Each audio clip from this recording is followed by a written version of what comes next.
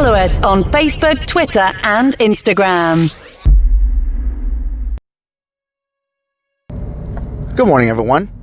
Before we get started on today's episode of Have Faith, Let It Begin, just want to remind you, July 19th, July 26th, live, 10 a.m. Eastern Standard Time, we will have a simulcast. That's a Sunday. I'll be doing 2 sermons back-to-back for the first time ever in my life. It's a challenge that I'm looking forward to taking as I step in for my pastor who's taking some much-needed time off. I will be broadcasting simulcasts on all platforms, Facebook Live, FRC Walden, also on this platform, Have Faith, Let It Begin. We hope that you will join us. We hope that each and every one of you will be inspired by our message, and we hope that each and every one of you will continue to listen to us weekdays at 7:30 a.m. Have Faith, Let It Begin starts right now.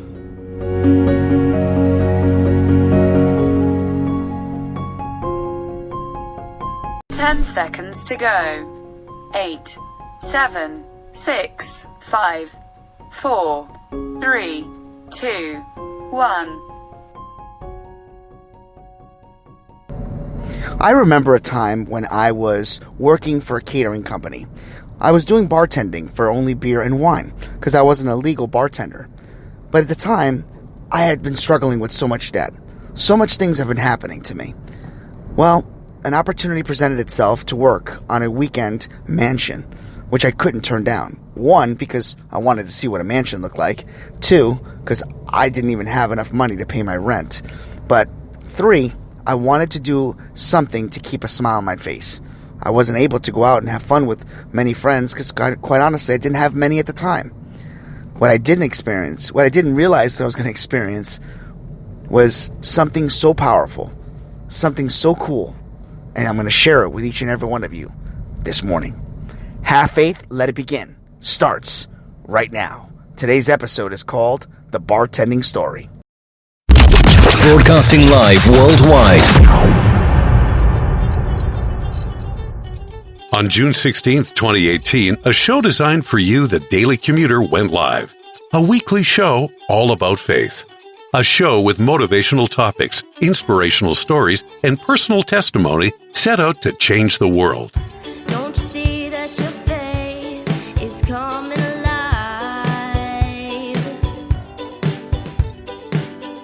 Don't you see that it's tested every time? He's the one that makes your life divine.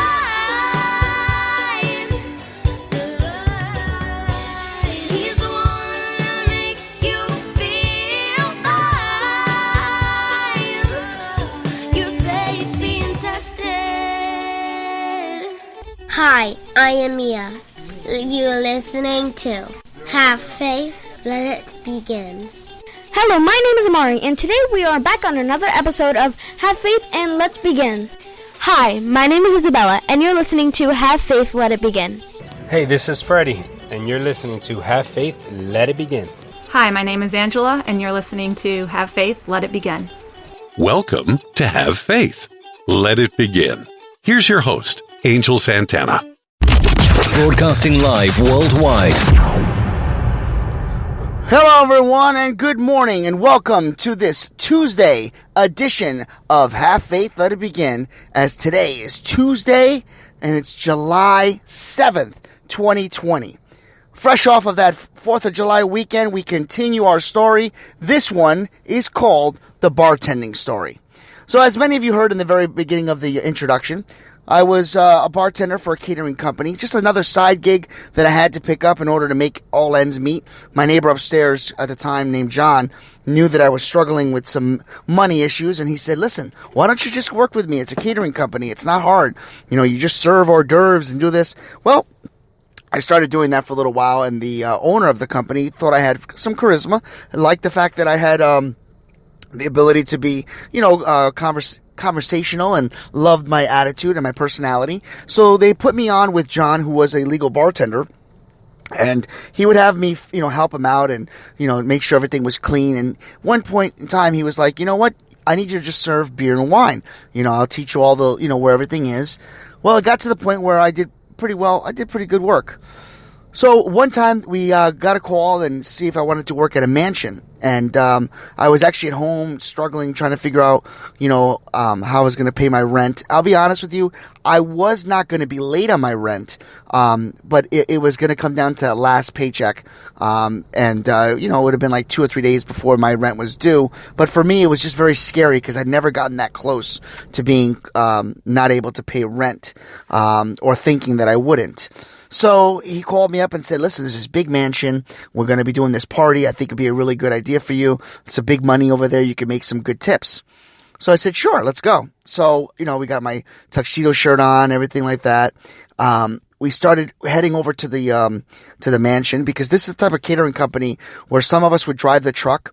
Everything was obviously getting hauled over to the mansion, and then we haul everything back, including garbage. We take everything that we bring back. So, on the way there, it had been raining a little bit. I had just bought new sneakers. I had some. I remember what I was wearing, like a cargo shorts, and I think it was like a New York Knicks t-shirt. We head over to the facility. We set everything up hours in advance, and eventually we change into our tuxedo outfits. On this particular day, it had kind of showered a little bit. They didn't say that there was going to be too much more showers for the day, but setting up outside was a little bit hard because, some scattered showers here and there. And this mansion was around Newport, Rhode Island. So it was a very, very huge event. They ended up putting me and John separated for the first time. So my friend John was a legal bartender. So he was inside, the facility, or the mansion, I should say, in one of these huge, areas where they were going to have dancing and everything like that. And I was actually put outside near a pool area / cabana area, and mine was stationed for beer and wine. He was full bartending. So we went out, and everything was good. I eventually changed. I put my stuff in a black bag that I had. I put it aside and put my name on it and put it in a corner where I found everybody was kind of putting stuff away. And excuse me one second. Had to take a little quick sneeze there. So everything's all set. We started bartending, and people were pretty good. They were pretty tippy. We'll call it that. They were pretty tip generous. And the party started off with a good hitch. Fast forward toward the middle of the end, this big thunderstorm comes. And I was literally outside. There was not any cover over me. So there was no umbrella, nothing, because they just assumed that the weather was going to be good. And it started to pour. And I mean pour. I was drenched. But I was still having fun with it. I was like, what's going to happen? What can you do to get upset? I was thinking, I'm out. I'm having a good time. The people were friendly. I'm soaking wet, but I could still pour the beer and wine and do everything I can. So people would come over, they'd take napkins, and they'd say, okay, pour me some more of this wine, and then they cover it up with napkins. And then the people that with the beer, they would ask me, oh yeah. And then finally, toward the end of the night, they were getting a little, we'll call it tipsy, or to be honest with you, they were feeling pretty good. And now they're coming up to me saying, man, this is great. You keep the party going. Thank you so much. You're such a nice guy. You're getting here drenched. And he goes, anything we can get you? And I'm like, yeah, an umbrella. And everybody's laughing. And I look at my tip jar, and it's just growing. I mean, growing. People are like coming up to me, oh, here's a $20 bill, man. Keep the party going. Thanks a lot. And I was like, okay. And literally, I'm looking at the tip jar just growing. So I took some of the tip money out because it was in a pool of water, and I put it in my pocket. And we had a little, like a fanny pack. I threw all the tip money in there, and it just kept filling up. And the party eventually ended. The water stopped, and we're starting to pack up. And I'm like, I got to change. So I go into the garage area where all of our bags were, or seemingly I thought all our bags were, and I couldn't find my bag full of clothes and new sneakers. Well, what it turns out to be was I had placed my bag alongside other garbage bags, and they threw out my clothes. They threw out my brand new sneakers. They threw out everything. I was like, oh my God, what am I going to do? And the owner came up to me and was like, I'm so sorry. I thought that I did see that bag there, and we didn't know. I'm so sorry. I'm like, I put my name on it. And they're like, well, there was no name on it. But I remember feeling, the bag and saying, oh, I think there's some clothes in here or something like that. And so, the owner was like, listen, I want to pay you back for the sneakers at least. How much were they? And I said, they were only like $30, and she's like, no, seriously, come on. Don't be that way. Tell me how much they are. I go, I'm serious. They're like $30. I got them at Sears. It's not a problem. I says, and she goes, well, here's $50 for the sneakers, and here's another $50 for some clothes, and I was like, oh my God, thank you, And she goes, you probably didn't make much tip money out there. And I said, no, I think I did pretty well. And she goes, my gosh, don't be so modest. It's okay. Here's another $50. So she gave me about $150 or $120 or something like that for clothing. And I was being honest with her. And this goes back to Friday's episode, honesty.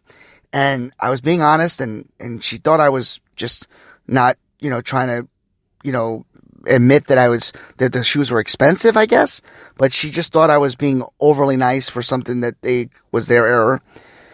When I got home that night and I was able to dry out all the money and count the money, I literally had about $400 to almost close to $480. My rent money at the time was this is back in 2001, 2002-ish. My rent was $480, and I made my rent. Not only did I make my rent, I was up a month because remember, the next check was going to go to rent. So I was able to breathe for the first time in a long time. And it was just like, wow, God is with me. God really rewards. And I think about today. I think about everything that we're going through in life and all of our jobs that have been lost. And then everybody that's trying to make ends meet and worrying about losing their jobs. I know it's easy for me to say because I'm still working. And I know that for many of you that don't have a job may look at this in a different way, but please don't, what I'm about to tell you. God will provide. God will provide. It may not seem like it right now. For those of you that are struggling, for those of you that are not sure of where your jobs are going to be, we will come out of this. We will be better. We will be stronger. Hold on to your faith. Prepare yourself because God will present himself. Whether it's with money to help you, whether it's with some random act of kindness, whether it's a phone call from a loved one, a letter, something. When you feel that presence, when you feel that goodness, you know that's God's will. And I just wanted to share that story with you because even when times were tough, I kept my chin up. I didn't allow the negativity to get the best of me. And I want each and every one of you to continue to feel the goodness that really is out there, the goodness of what God can provide each and every one of us. And that I hope that today's message, today's story will help you continue on your Tuesday. For Have Faith, Let It Begin. My name is Angel. God bless you. May the Lord shine upon you. May he give you his peace. May he utter the words to you in silence or in passing. I love you. I am with you. And I will never leave your side. Have faith. Let it begin. Don't you see that your faith is coming alive?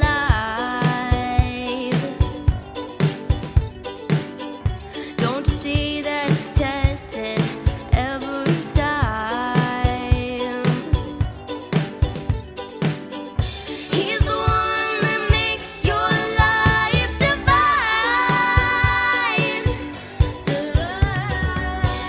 He's the one that makes you feel fine. Your faith being tested.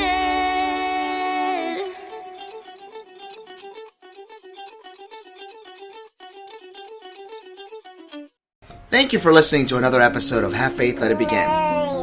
That's right, Ariel. We're done with another show. And it's always great to have this show with you, my love. We're going to encourage each and every person to listen to our show every single weekday. That's right, you and I are going to help change the world. Do you think that you can do that for me? Huh? Yeah, you know you can. She does. We want to let you know, and yes, we encourage you to listen to our show each and every weekday, and it's going to be live at 7:30. Make sure you're subscribed to our show. Make sure you get ready, fasten those seatbelts, because Ariel and I and my family are going to bring you a new topic, a new story each and every day, right? Isn't that right, Ariel? Yeah. And she's smiling at me. Guys, enjoy your day.